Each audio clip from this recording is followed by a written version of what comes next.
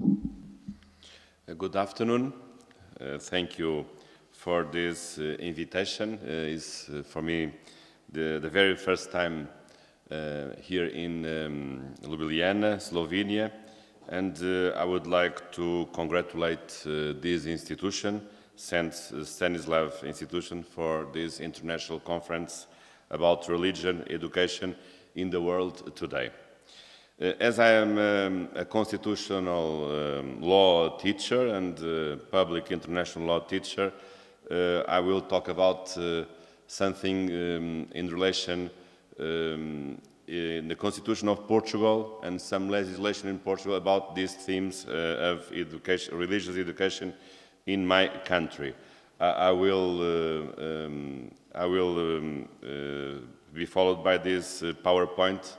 And I would like to talk about two main topics. Firstly, an approach in my country, an overview about the constitutional law in my country in order to localize the freedom of religion in my country, and the second part specifically about this topic, religious education in Portuguese system. Here we have my email address in order to be contactable in the future if some of you want to be more informed about something about the Portuguese system. First, just a brief overview about my state, my country. Allow me to speak a little about my country. Portugal is one of the oldest countries in Europe, was founded in the 12th century. We have some phases in our history, but our constitutional history began in 19th century. Until now, we can face four phases. In the 19th century, it's a monarchical regime, a liberal regime. Then we have a second phase, First Republic. That was a very important period because of the relation between religion and state. Then authoritarian state after the First World War until the 70s. And nowadays we are in the fourth phase, that is the Third Republic with a democratic and a social state. Something about our constitution, the Portuguese constitution that was approved in the 2nd of April 76, just 2 years after the revolution of Carnation that took place in 25 of April in 74. Till now, we had 7 amendments. The most important amendments were related with the Maastricht Treaty, and before the Maastricht Treaty, the two first amendments were very important in order to stabilize the Portuguese constitutional regime. Now, an overview about our constitutional system. We have a republican regime, not a monarchical republic. We have a neighbor country that is a monarchical country, that is Spain, but Portugal, we are republican. We are also a democratic regime and system with elections, with referendum, with political rights, and we also have a semi-presidential regime mostly influenced by the French system of semi-presidential regime. We also have a decentralized state with 2 autonomous regions with legislative powers, Azores and Madeira Islands in the Atlantic, and we also have local authorities all over the country. Fundamental rights, we also have all kinds of fundamental rights.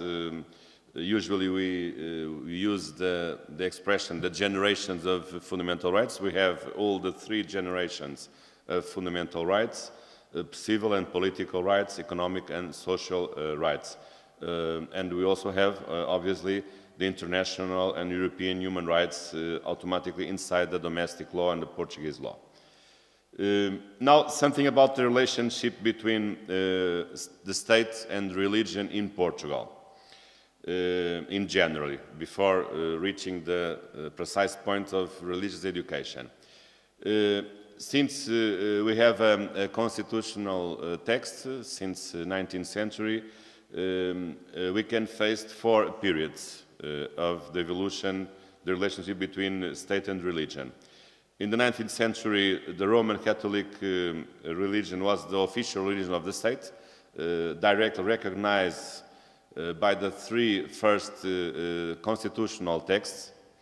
Then we have a second period, that period of the First Republic, where we had a radical separation and a conflict, a very strong conflict between the state and the Roman Catholic Church.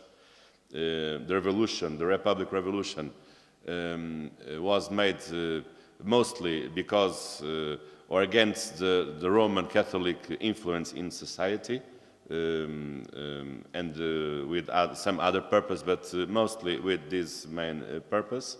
But the First Republic only lasts 16 years.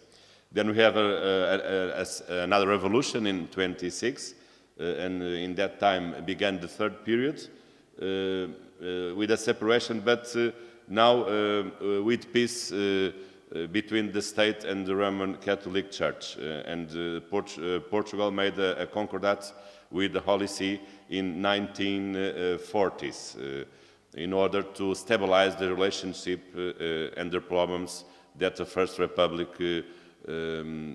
created against the Roman Catholic Church.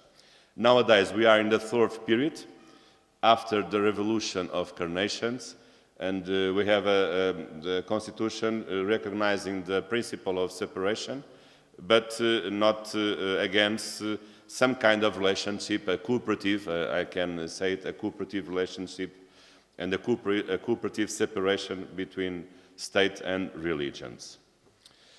In our Constitution, we have 3 main principles about the religion law, with the value of constitutional principles, not legal value. The first one is the idea of republican principle, where we can implicitly see the idea of separation between state and the religions, all the religions. Then we also have the Article 41, that is a very important article, an extant article, about religious freedom. And we also have an interesting provision that limits the constitutional reform power in order to oblige the constitutional texts to guarantee always the separation between state and churches and religions. So in the future, there is no ability to the power to amend the constitutional amendment power in order to revocate the principle of separation between the state and churches or religions in general. Now, some data about our situation in Portugal in terms of religious believers. Yes, last year we had a new census, a new research, and this is are the last numbers, statistical numbers about the believers we have in Portugal. This research only considered people over 15 years old. In Portugal we have around 10 million people. Here you have almost 9 million, because in this statistic we were not considered the young people till 15 years old. And as you can see, Roman Catholic are the overwhelming majority, and we have also Orthodox, Protestants, other Christian believers, Jewish, very small Jewish, and Islam, non-Christian beliefs, and without religion, these statistics. So this is the most recent research that was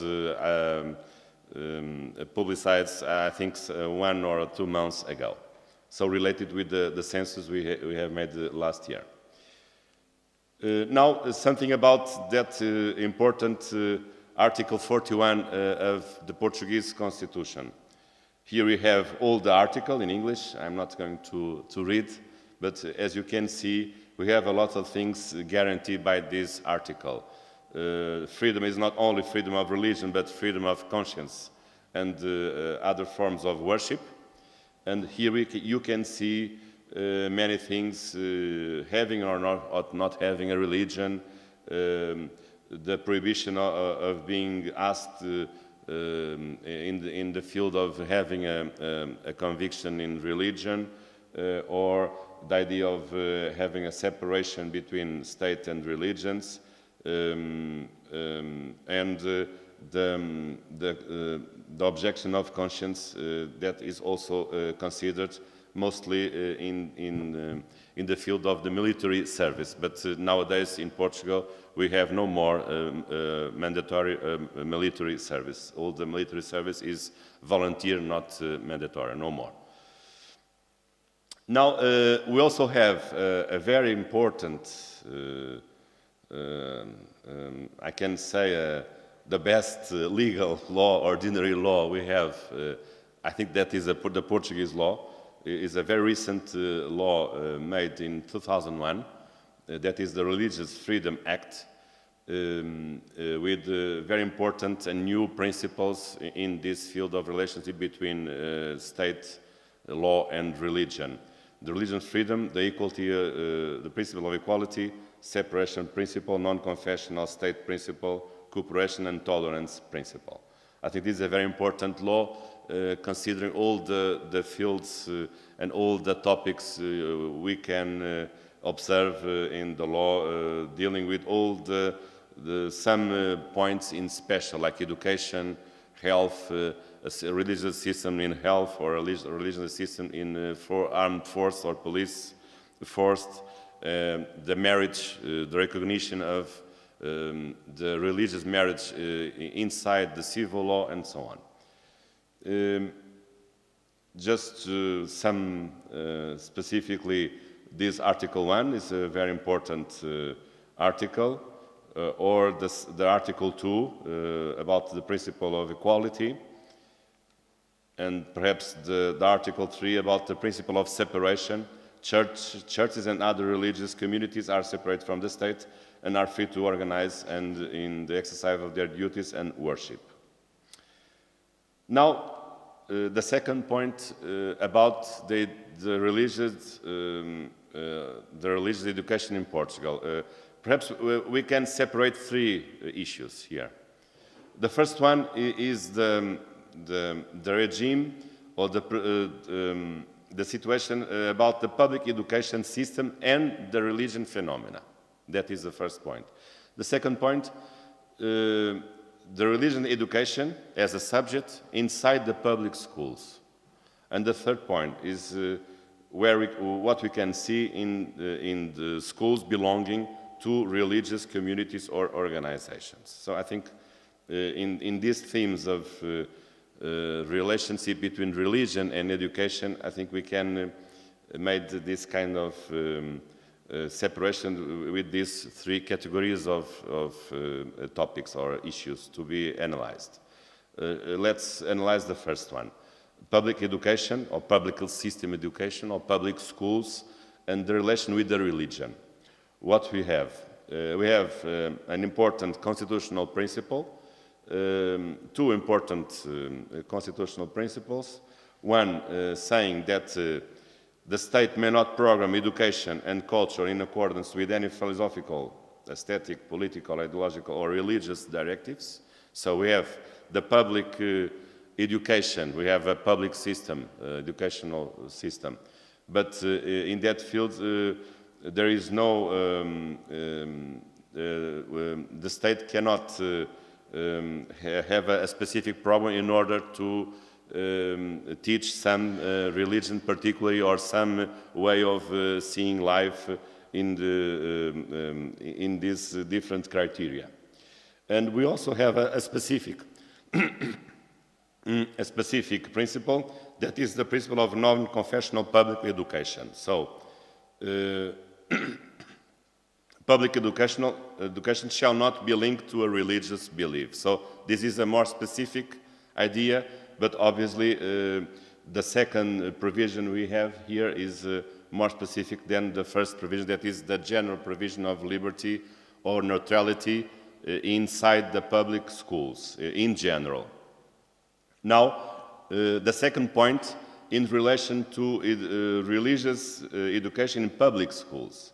What do we have?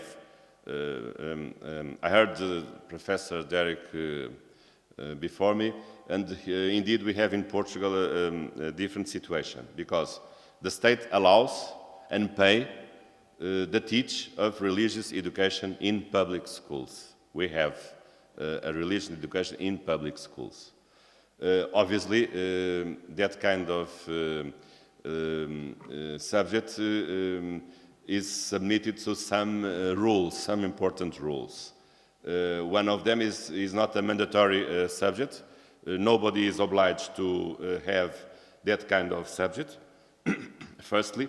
And there is the need to have an express consent in order to the students being allowed to have that kind of class. And we also have some specific legislations in relation with the Roman Catholic Church, because we have a new concordate, not a concordate of 1940, but a new concordate approved in 2004. And at the moment we also have a second concordate between the state and Imamat Ismaili, that is the Aga Khan Foundation. And we also have legislation in relation with the Protestant religions. Now, some rules about this religious education in public schools. These provisions, we can see them not in Constitution, but now in the Religious Freedom Act, that law, that very important law, a legal law, that has many provisions about this matter. As you can see, the churches can have the teach of education, religious education in public schools. So the state allows and pay that subject in public schools. That subject is optative, but not alternative. That is an option, but that kind of subject cannot, the student cannot be there instead of some other subject. So that this is a subject in addition, not to substitute some other subjects we have in the program of the public schools. And obviously, for a reason of being operative, the teaching these subjects in concrete, that depends if you have a minimum number of students, obviously willing to have that kind of subject. And obviously the need to be an express consent, a positive consent, in order to have that kind of teaching. This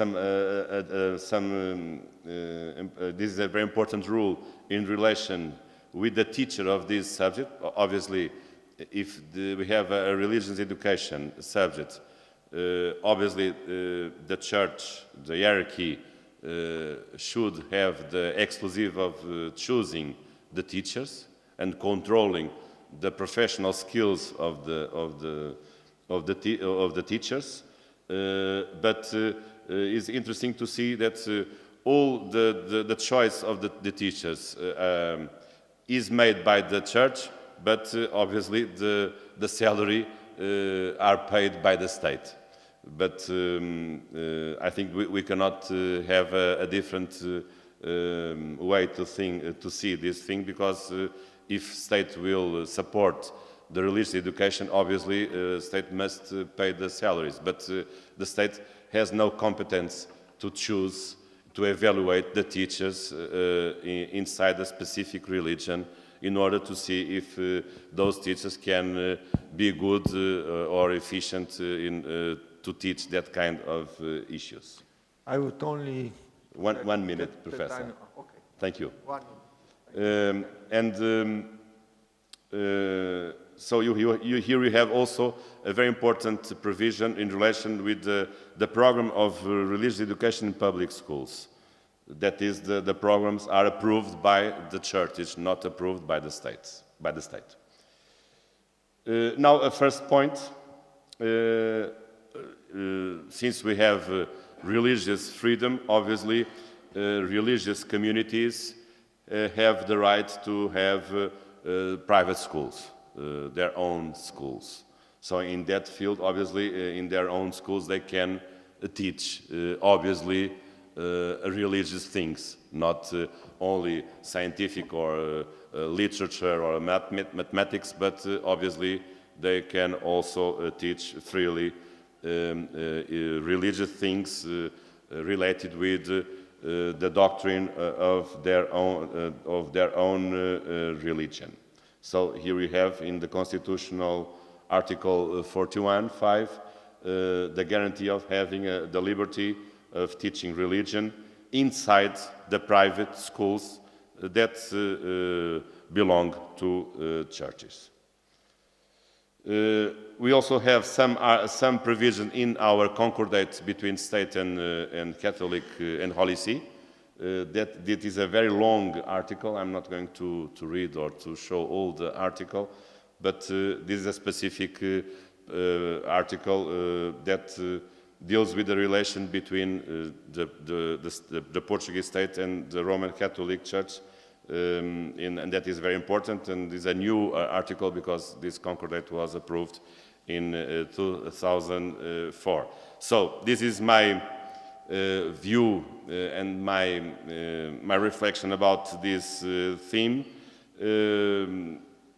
I can say that in the 80s there was two very important constitutional court decisions in this field.